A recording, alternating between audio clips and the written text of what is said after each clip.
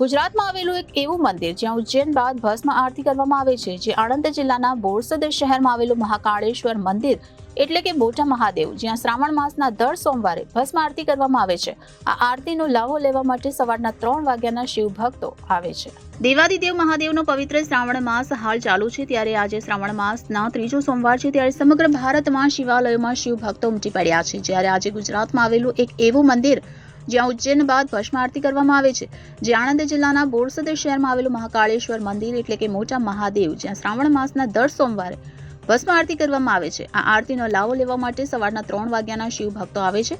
આ મંદિર આશરે 3000 વર્ષ જૂનું છે। કાશીના કાલ ભીતિએ અહીં કુવા આગળ તપ કરીને ભગવાન દક્ષિણામૂર્તિ મહાદેવને પ્રસન્ન કર્યા હતા। પ્રાચીન સમયમાં અહીં મહીસાગર નદીનો વેળો હતો, ત્યાર પછી અહીંયા ગૌચરમાં ગાયો ચરતી હતી, ત્યારે દૂધની ધારા વહેતી હતી અને ત્યારે ખોદકામ કરતા આ સ્વયંભૂ બુંબાણ મળી આવ્યું હતું। સ્કંદ પુરાણમાં બતાવ્યા મુજબ ઓમ નમઃ શિવાયના 5000 જાપ કરવાથી જે ફળ મળે તેવું ફળ આ બાણના દર્શન કરવાથી મળે છે।